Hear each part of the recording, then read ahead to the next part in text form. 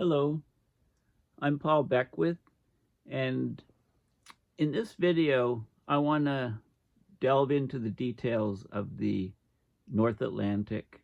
We know the water temperature is warming extremely fast. In fact, it's been 4 or 5 standard deviations above normal.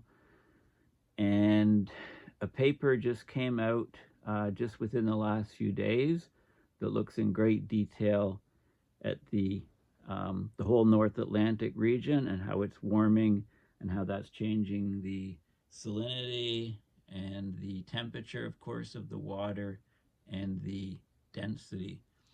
So this is a key map. So they've divided the North Atlantic into 5 different regions, 1, 2, 3, 4, 5. So we've got the lowest region, the Sargasso Sea. We've got Florida over here. We've got the trade winds carrying water across the north equatorial current here, just north of the equator. We've got these other currents coming up into the Gulf of Mexico, looping around Florida, gathering steam, getting concentrated, and this is a very, very famous Gulf Stream current. Lots of loops and whirls and so on. Some things spinning off. So this is the Sargasso Sea. In this region, which is a very famous region because it's very quiet here, and you get a lot of weeds congregating, sargassum weeds. That's the name Sargasso Sea. You've got a strong current coming right across here. That's about 45 degrees north or so, 40 to 45. Going to the Azores. You've got the Canary Current. You get this kind of loop here. Now, if you stick out your right hand, you can use the right hand rule. You put your fingers in the direction of the current, and your thumb is pointing in the way that the so-called Ekman flow is going, so you can tell whether the water surface, sea surface height will be reduced, or if the current's going the other way by the right hand rule, the water is forced upwards and bulges, okay, that way. So the right-hand rule allows you to look at flow rates, or see how these currents affect the sea surface height, and it does change from location to location. So this is region 1, this is region 2, and the Gulf Stream continues to move northward, cooling down as it goes further north. And it branches up here, and this is zone 4, where you get the what's called the North Atlantic Drift coming up here, the Norwegian current coming up here past there's UK and Norway up here. So warm water is bringing heat over to these regions. The main flow rate here goes right up into the Iceland Sea, the Greenland Sea, okay, in zone 5 up here. And part of it loops back, and then you get, it meets up with the ice that is forming off Greenland, and it's coming out of the Arctic. And when that sea ice forms in the winter, it rejects salt, so it makes this cooling water on the surface is also saltier, right? The water that doesn't freeze, so then it sinks down to the abyss in this region here, and also over here in the Labrador Sea region. This is just showing the upper layer circulation. So red are the warm currents, blue are the cold currents, and the white boxes 1 to 5 indicate 5 different areas of analysis, and they look at temperature, salinity, water flow in Sverdrup. So Sverdrup is 10 to the 6 cubic meters. Okay, so they break down the whole region into these 5 areas. So the cooler water here, what's left of the current, comes into the Labrador Sea here. And, you know, there's also a cold current coming from the Arctic Ocean along the coast of Greenland up here. There's also some water coming from James Bay, Hudson's Bay, also some water coming up through what is called the Nares Strait from the Arctic down to this region. And up on this side, it's the Fram Strait, of course. Okay, so you get all of these different things going on. the dots here are indicative of going into the board or into the computer. And this is the right-hand rule, right? The flow rate is clockwise. So using your right hand, move your fingers clockwise and your thumb is pointing into the screen. And that's the, the Ekman flow. So if you look at sea surface heights, it's going to be depressed in this region. Okay, so this is the key diagram. Let's talk about the paper. But before we do that, this is the article in phys.org. It just came out March 25th, the same day that the paper was published online. So study documents the slowing of the Atlantic currents. So scientists have observed oceans heating up for decades, and they theorize that the rising temperatures of the oceans weaken the global currents. So this new study by a University of Maryland researcher, it documents a significant slowing of a crucial ocean current system that plays a role in regulating Earth's climate. I call it the mother of all tipping points. So published in Frontiers of Marine Science, and I'll show you the peer-reviewed paper in a moment. Basically, Earth System Science Interdisciplinary Center, they love the acronyms ESSIC, scientist Alexei Mishanov. He examined decades of data, but I think about 5 or 6 decades of data on the AMOC, the Atlantic Meridional Overturning Circulation. And the data is all in the National Oceanic and Atmospheric Administrations, or NOAA's branch of NASA, to study climate, something they call the World Ocean Atlas. So they found that the AMOC current flow remained stable and consistent from decade to decade, from 1955 to 1994. But in the mid-90s, something happened. The AMOC strength began to decline, the current began to move slower, and scientists are attributing that to the continued warming of the ocean's surface in the North Atlantic and also the salinity changes in the upper layers of the water. So the AMOC, of course, includes the Gulf Stream, and it carries warm water towards higher latitudes. It's part of the heat transport system on the planet. So it carries warm water to higher latitudes, it releases heat into the atmosphere, and it brings cold water down to the tropics. So it transfers heat from equator to the poles and transfers coolness from the poles to the equator, trying to get some sort of equilibrium. So it forms a continuous loop that redistributes heat across the ocean. Remember, the oceans carry about 1/3 of the heat from the equator to the poles. About 2/3 of the heat is being carried in the atmosphere with the formation of things like the jet streams. So with the AMOC slowing down, which it is, the heat exchange will be reduced, and that will affect the climate, causing hot areas to get hotter, so the tropics to get even hotter, and cold areas to get colder. So if the AMOC shuts down, the northern hemisphere, the Arctic, is going to significantly cool. So this blue ocean event that we've all been waiting for and anticipating could actually be delayed for a significant amount of time if the AMOC fails. You can see the climate system is quite complex. There's tug of wars going on, and the favorite saying of scientists is faster than expected. Things are happening faster than expected. I mean, every time they say that, they're acknowledging that their expectations are once again wrong, right? I would rephrase that. They should say, yeah, we're wrong again as expected. Okay, so if the AMOC shuts down, of course, even slows significantly, this could lead to global climate changes, to sea level rise, impact on marine ecosystems, and a myriad of other climate feedbacks.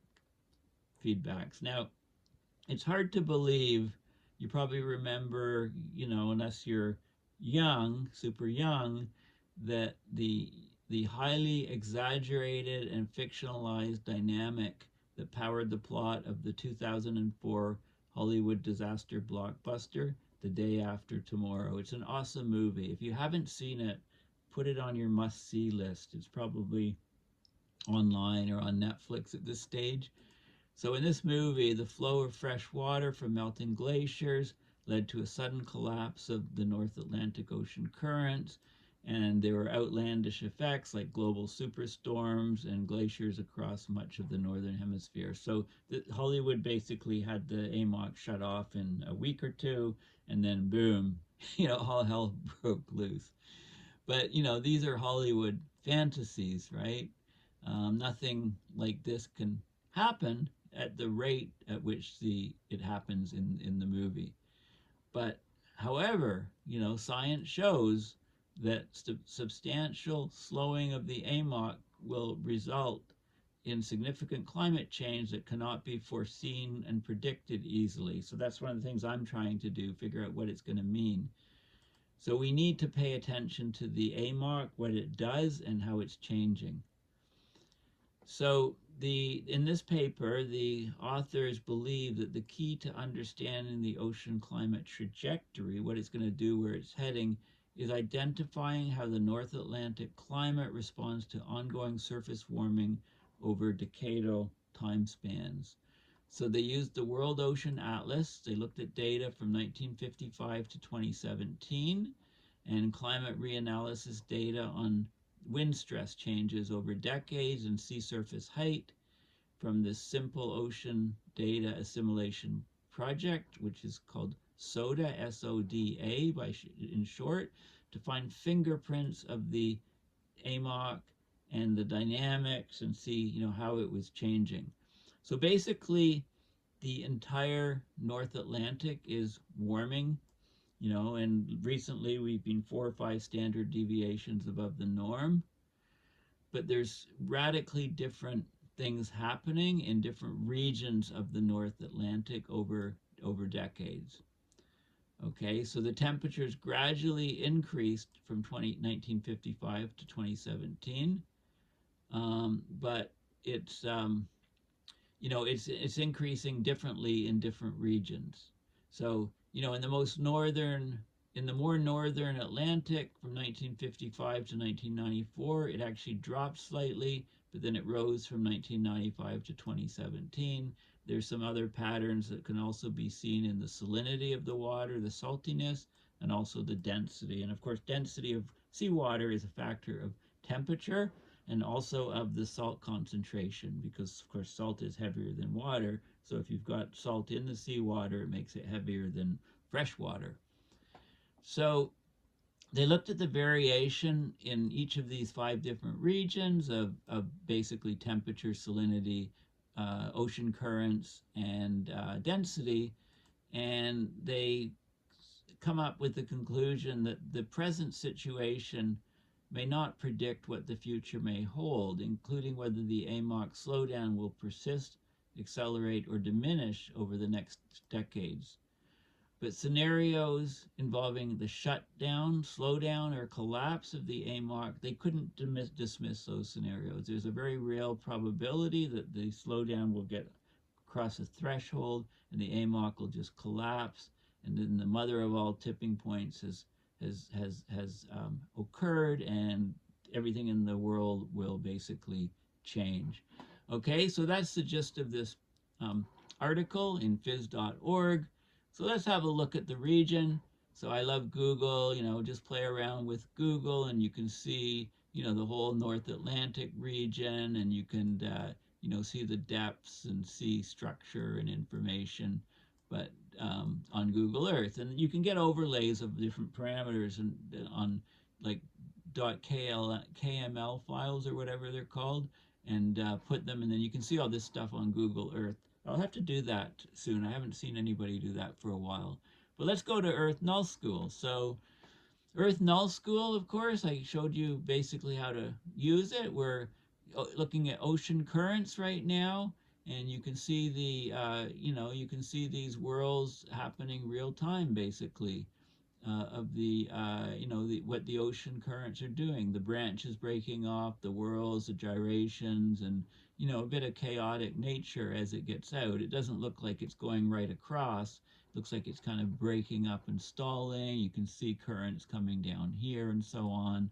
You can see what's going on with the equatorial currents, and we can go over to the Pacific, and we can see the Pacific Ocean version of the Gulf Stream coming up here. This is the Kuroshio current doing similar things, and you can see, the strong currents at the equator from the trade winds. Right now we're tail ends of an El Nino. Okay, we can also look at the wave action here on the planet. Actually, it's better to look at this one here. We can look at the wave action. Then you click on different regions, and it tells you the way. This is ocean currents. And this is the peak wave period. If you go here, you can see this is the you can get the this is again is wave period and things. You can tell 10 seconds between crests and things like that. So you can get lots of information, and we can get the this is significant wave height. Okay, so you can see something's going on up here. We've got waves almost not 8 meters, 9.5 meters. So basically 33 feet high. There must be some low pressure area there in a storm. You can zip around the planet and find other areas where there's high waves, but this appears to be where the action is for waves right now. This is a very useful, let's go back to the currents, and we're on currents. Let's look at the sea surface temperature. Okay, so this is a very useful image. You can see the temperature there, 18.3. You can see there's a sharp transition where so you got the Gulf Stream coming up here. It's near the peak.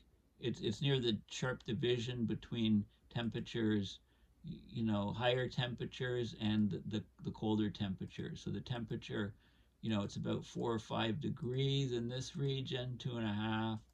And over here, it's 16, 17. So the temperature drops about 15 Celsius at least over this very sharp division. Down here in the tropics, it's of course sauna-like, right? And over here, look at this, 30.7 Celsius. And you can click on here and see what that is in Fahrenheit. So we've got basically sauna temperatures, in a lot of the tropics. Okay, so the current follows that basically. It's in the warmer water, but it's just because it's a warm current, but it's right near the border. It's going as far north as it can because the water gets extremely cold there quickly, and it brings all this heat across the Atlantic over to Europe. This is a very useful feature to look at, sea surface temperature anomaly. So that's the anomaly relative to the average, if you like. And you can see very interesting things here, which also come out in the paper I'll show you in a minute. But you can see very strong anomalies, positive anomalies, 5 degrees Celsius warmer than normal, in these regions, 5.7, right? So, and you can see the cold anomalies over here. It's 5 degrees, 3, 4, 5 degrees colder than normal in these regions. Why is that? Well, the Gulf Stream used to go up in this region, and now it's actually a bit lower here. It's going in this region. That is what you would expect with a slowing down of the system. You would expect it to actually drop latitude rather than hugging the coast here. So this is showing exactly that. You see a cold area here, often known as the global warming hole or a cold pool south of Greenland. I think that's partly indicative of the slowing of the Gulf Stream. And back here we had the biology. This is the bleaching alert area of coral reefs. Again, I showed you this in the last video. So this is kind of key information. Okay, so the Gulf Stream is shifting down, which would happen if it's slowing. Let's look at the Kuroshio current. And it's hard to say, here's the Kuroshio current in this region. It is warmer than normal in this region, but you can't see, it's harder to see if there's a shift. There's not a colder path that is tracking exactly, but I would expect the Kuroshio current to slow down, but it looks like the Gulf Stream is beating it in terms of the amount of slowdown. Okay, so very important and useful data from Earth Null School. So again, make sure you play with this app and get very comfortable and use it. Okay, so let's go and look at the paper. But before then, there was an article from the University of Maryland, more details on the study, because it was people from there that did the study. And what's good here is that they give links to the World Ocean Database, the World Ocean Atlas, and they talk about some more details of the work. They talk about the SODA, Simple Ocean Data Assimilation Project, and some other data sources. There's links to all of this stuff in the Maryland paper. So this is, I'll just show you, this is the National Centers for Environmental Information, or NCEP. NCE, environmental, NCEI, I guess would be the acronym. Part of NOAA, part of NASA, the World Ocean Database. You can access all the data and get documentation on the data by year, data by location, right? There's all kinds of data you can download yourself and play around with it if you're of that aptitude and bent and interest. There's the World Ocean Atlas. So there's all kinds of information and data, and you can generate maps on, data and get the data and get the figures from the World Ocean Atlas going back many, many years. Okay, there's the World Ocean Atlas figures. For example, I clicked on the figures in the last, and there's publications on temperature, salinity, oxygen, and nutrients in the oceans. Lots of good papers. So, for example, this is the ocean temperature. It's actually a 50-page report with reams of information on the data and ocean temperatures and so on. Okay, how this is the 2023 version. Okay, so this is the image that I showed you. This is the key image to refer to in the paper, the different regions. We've got 5 different regions, and we're looking at temperature, salinity, density, and ocean currents in each of these regions. That's what this paper is doing, and I put this, so we'll refer to this when we look at figures in the paper.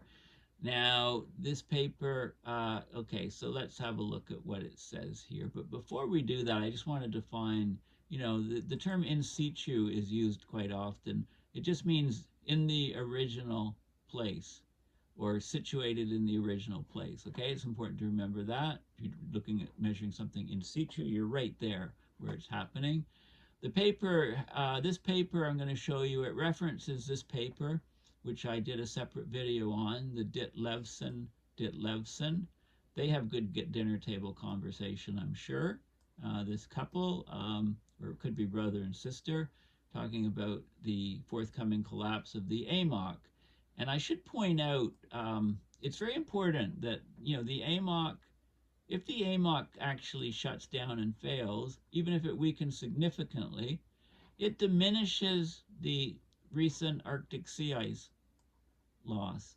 Okay, so we're all waiting and expecting a blue ocean event, very, very soon, but and this will happen if the AMOC continues churning along. But if the AMOC shuts off, if it crosses that threshold and shuts off, then the whole Arctic's going to go in a deep freeze, and we're not going to have any blue ocean event for many, many years, right? So there is a lot of complexity in the climate system, right? So basically, I'll just read the abstract of this paper. The Arctic sea ice has been rapidly dwindling over the past 4 decades, significantly impacting the Arctic region and beyond. During the same period, the AMOC was also found in a declining trend, the Atlantic meridional overturning circulation.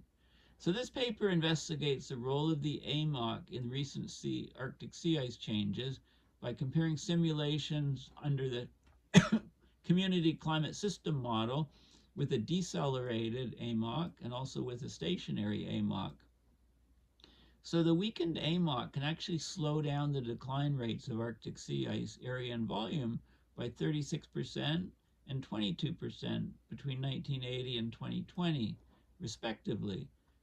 If you get decelerated ocean circulation, that causes a reduction in the northward Atlantic heat transport and hence a general interior ocean cooling in the Arctic. Okay, so that helps alleviate the Arctic sea ice loss through the thermodynamic heat dynamic processes. Okay, so this is really important to note because the jet stream slowing and weakening and getting stuck in place, causing increases in frequency, severity, and duration of extreme weather events around the planet, and also extreme weather events happening where they never happened before, threatening global food supply and all the rest of it, right? If the AMOC shuts down or slows down past a threshold that you think it's getting very close to, that changes everything because the Arctic suddenly goes into the deep freeze again, and then therefore, of course, the jet streams would be strengthened, and they'd go the other way. They'd be stronger, right?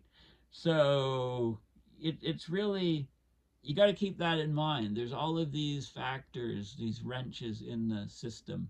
It's like a fine Swiss watch, and we're just we're throwing wrenches into the gears in different sections and say, well, what'll happen here? What'll happen here? What'll happen there? So it's very, this is a very important factor, right? The jet stream waviness and slowing and stuff could reverse, and the jet streams could become super strong if the AMOC shuts down and the Arctic goes into the deep freeze. Okay, and we're not going to have a blue ocean event in that case. So we'll have icicles galore. In fact, the ice could spread across the Atlantic, going over to Iceland, or going over to Iceland, but also to Europe, to Ireland. Okay, so those are some points I want to just mention. If the thing shuts off, that's the mother of all tipping points, and all bets are off on what our climate's going to end up like. Okay, so this is a paper that just came out.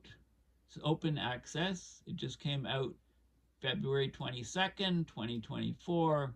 The news article indicated, February 20.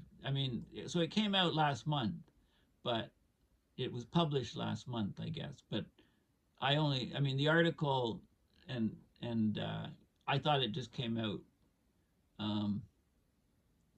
It says it was published then, but I haven't seen it advertised or anybody posting it on social media until the article just yesterday, basically, on in phys.org, okay, showing this map and so on. So anyway, it's very new and fresh, and let's see what it says. So the world's surface, particularly in the North Atlantic, has been heating up for decades. There was concern that the thermohaline circulation, right? Remember, it's all in the word. Thermo is heat, haline is salt.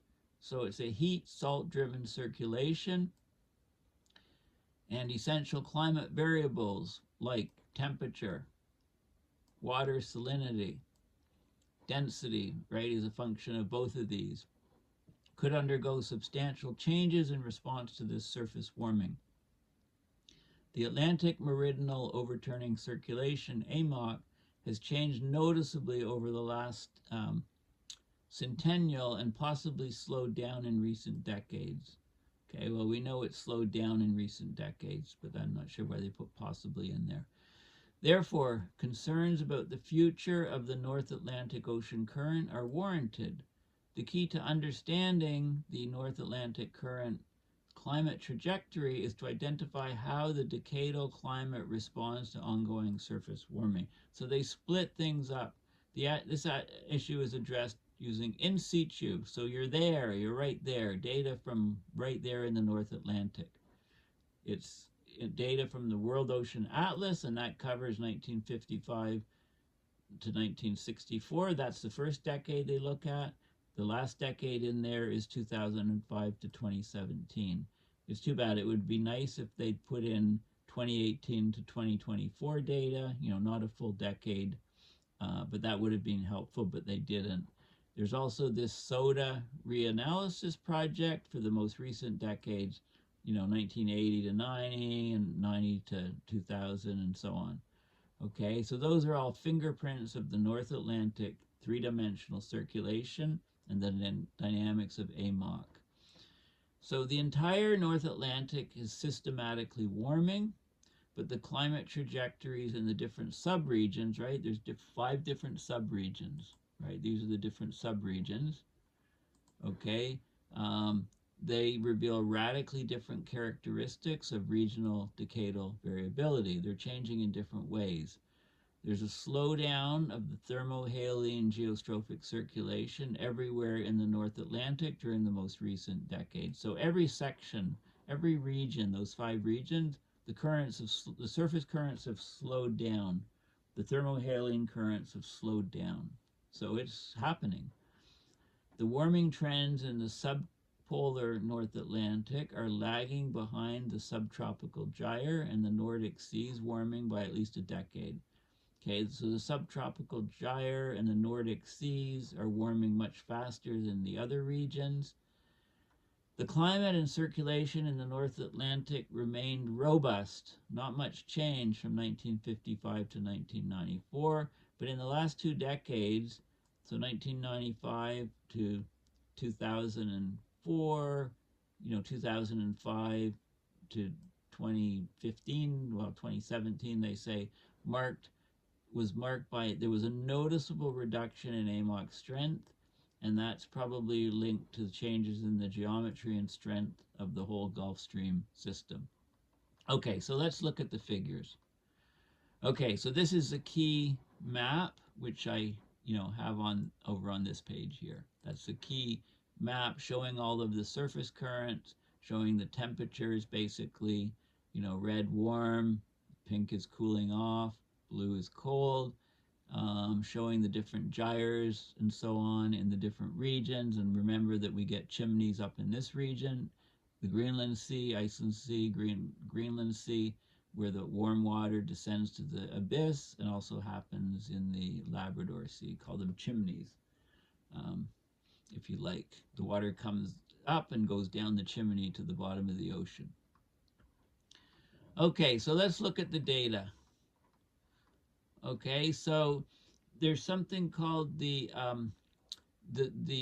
wind. Okay, we talk about wind blowing on the water, causing the water to move, and you use your right hand rule to get the Ekman flow to see which way the water is pushed, etc.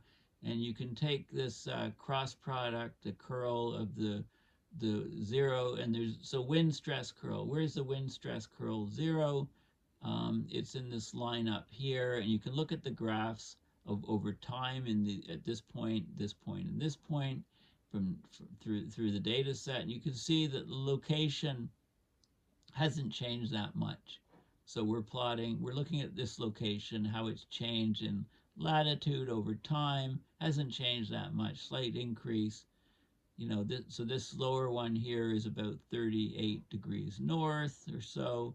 This one's about 48 or so north, and this one's about 52 or 53 north. So you can see the position hasn't changed that much. So it's pretty this pretty much holds.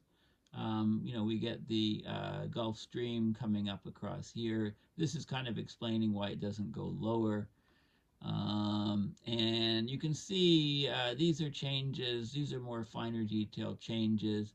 But, this is a 0 movement here. There's some increase, slight increase in some regions, decrease in other regions. But it doesn't change that much. So this position doesn't change that much. That's what this is just showing. And then you get this great table. So this shows the average temperature in box 1. What is box 1? This is box 1 right here. So that's the average temperature of the North Atlantic in that region. And you can see how it decreased slightly, increased, and how it's been increasing since over the years, over the decades. And this is the temperature anomaly, how much it's increased. Okay, so it's increasing this is a temperature anomaly of how much it's increasing over time, and you can see a significant increase of temperature. All of the boxes are increasing in temperature. The entire North Atlantic is boxes 1 to 5, all average, and you can see the average temperature, a slight drop, and then an increase, an increase, an increase, an increase. So it's increasing, and this is a temperature anomaly. You can see it's getting larger and larger, at least over half a degree warmer. Now the salinity. The salinity, this is in PSU, divide by 10 to get percentage, so about 3.6% salt, and it's decreased slightly, going back up, and it's increasing slowly. Not much, but the salinity is increasing. The water, the salinity is increasing. But the temperature is increased. The temperature effect on density, the temperature is increasing a lot. Salinity is only increasing a little bit. Salinity increasing would make the water heavier. Temperature increasing makes it lighter. The overall density is getting lighter because the temperature effect is the temperature change is larger than the salinity change. This is a salinity anomaly. You can see it's getting saltier, but at a very, very slow amount. The average salinity for the entire North Atlantic, you can see that it dropped a bit, and then it's been increasing. But it's not a huge change. The anomaly is pretty small. Okay, and you can see some of the maps. This shows you the temperature normals, what temperatures you expect in the different regions at 50-meter depth from 1965 to 1994. And again, I'd refer you back to Earth Null School, and you can see these sort of patterns. We can go back to sea surface temperature, and you can see, how the sea surface temperature is changing. And again, back to look at the anomalies, which really pick out the Gulf Stream clearly. Okay, so this is the temperature anomaly at 50 meters depth, right? You're looking on Earth Null School, you're looking at surface, not 50 meters depth. You can see the salinity changes. This is the salinity. So colder water, warmer water down here. And as you go up, the water seems to be freshening. Salinity is dropping as you go up. The anomalies, you can see there's some anomalies. There's some regions where it's saltier, other regions where it's less salty, but you can pick those out on this map. And then the density changes. This is the density, right? As you go north, the water gets colder and colder, so the density, of course, increases. You can see,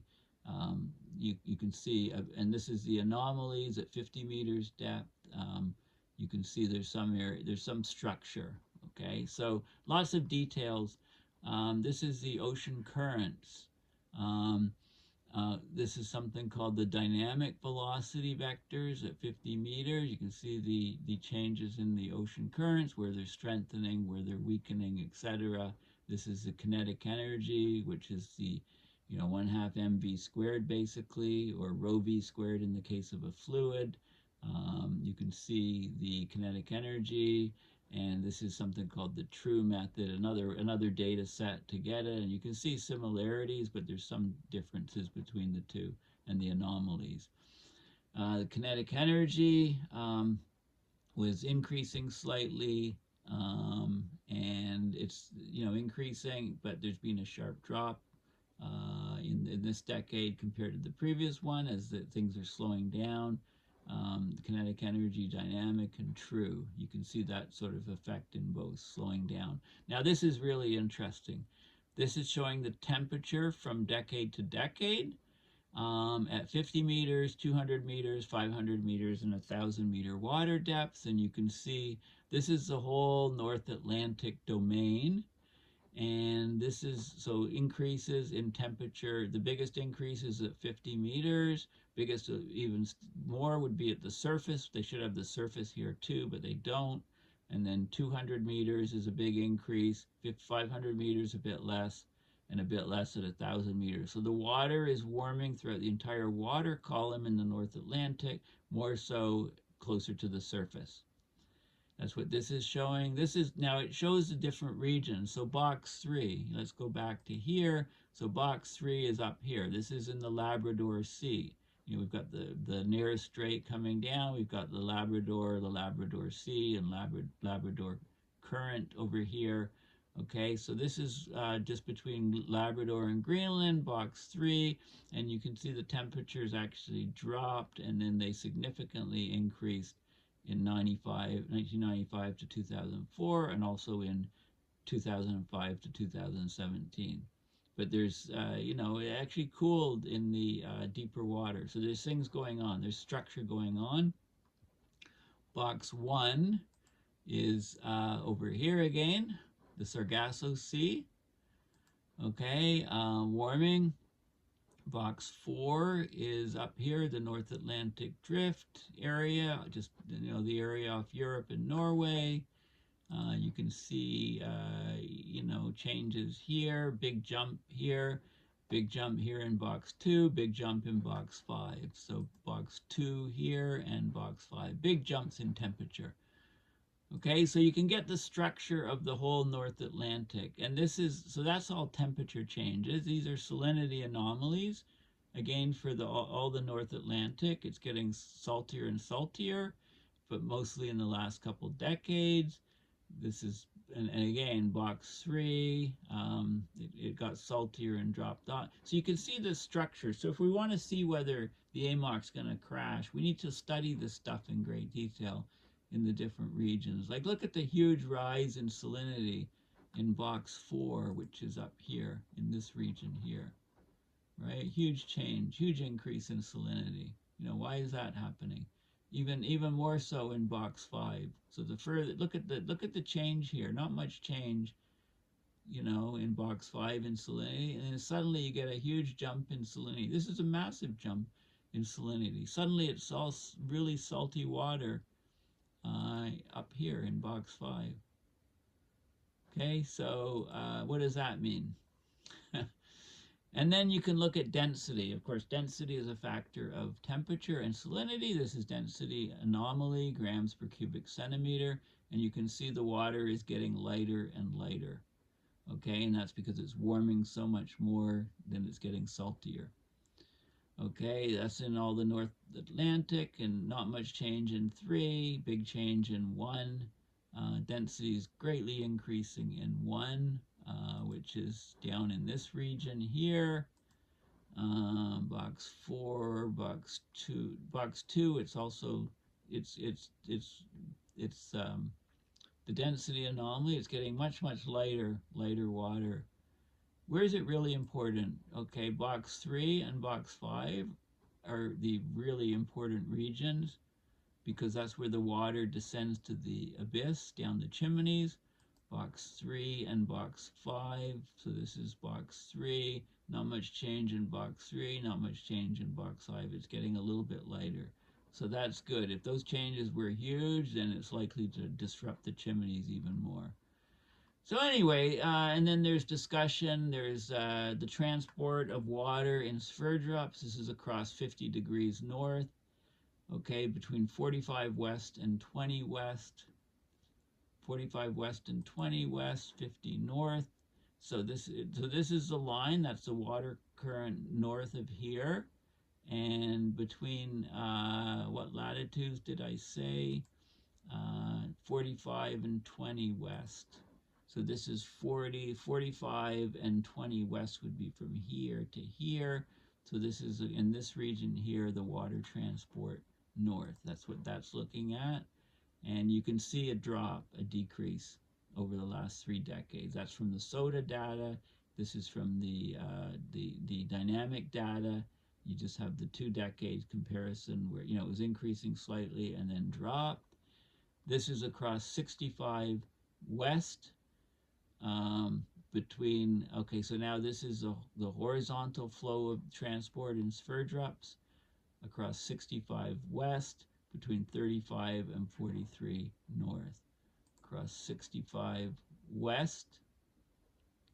Okay, so that's the water, that's basically the water flow of the Gulf Stream. Okay, so you can see that's actually the SOTA data, not a huge lot of change, but it shows a change in the other data. So anyway, and then this is at 50-meter depth. The kinetic energy is dropping slightly. Okay, so there's lots of good data. This shows the kinetic energy anomaly. So what we're seeing is, and you can clearly see this data, the kinetic energy change, it's showing a positive anomaly there and a negative anomaly up here. Okay, that's at 50-meter depth. This is at 200-meter depth, right? So, and you can look at what's going on at the surface, and it kind of matches. More and more energy in the Gulf Stream at lower latitudes, less and less energy in the Gulf. The Gulf Stream has actually shifted position significantly. And if it's slowing significantly, you'd expect it to shift in this fashion. So that's where we're at, basically. There's a lot of details in this paper. I highly recommend that you have a look at it, and we're really learning more about the state of resilience of the Gulf Stream system, the AMOC. The last decade witnessed an abnormal behavior of the Gulf Stream, which did not occur during the previous 50 years. Okay, so based on the analysis of the AMOC fingerprints, if you like, the temperature, the salinity, and the density of the upper 1,500 meters of water, we cannot yet be sure that the North Atlantic Ocean climate will remain resilient if it drifts towards a warmer and lighter upper ocean state. It's also unclear if a slower upper arm of the AMOC state will ignite less resilient and more fragile modes of the North Atlantic Ocean climate. We also cannot be sure if the trends of sea surface temperature and density continue toward much warmer and lighter surface ocean water for the foreseeable future. So, whether they do or not, so the AMOC's fate remains unclear. However, the analysis implies that the current North Atlantic Ocean circulation and climate remain relatively stable and amid observed surface warming and possibly related recent AMOC slowing. So, yeah, so the jury's really out. We've had, there's unprecedented things happening, and these are, if you look at the risk of the AMOC failing, the risk is the probability times the consequences, and the consequences are enormous. That's why I call it the mother of all tipping points. And it looks like the probability is getting higher and higher as the AMOC slows. So this is a very, very interesting paper that advances a lot of the science of the AMOC. So just to remind you, in the last number of months, these water temperatures are 4 or 5 standard deviations above normal. And also remind you that if the AMOC slows down enough and passes the threshold and basically stops, then this whole region will get super cold. We won't see that blue ocean event in the Arctic, and the ice will carry right across over to Ireland in the winters. And, it will take decades to play out. The AMOC doesn't just shut down overnight or in a couple of weeks. It's it's an event that plays out over years and years. So it really throws a wrench into the whole climate system, right? We've really got to have a look at these tipping points carefully.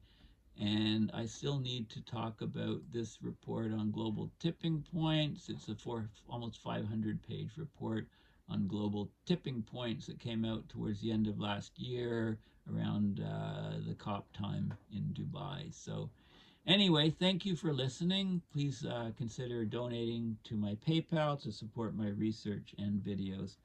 Thanks again, and bye for now.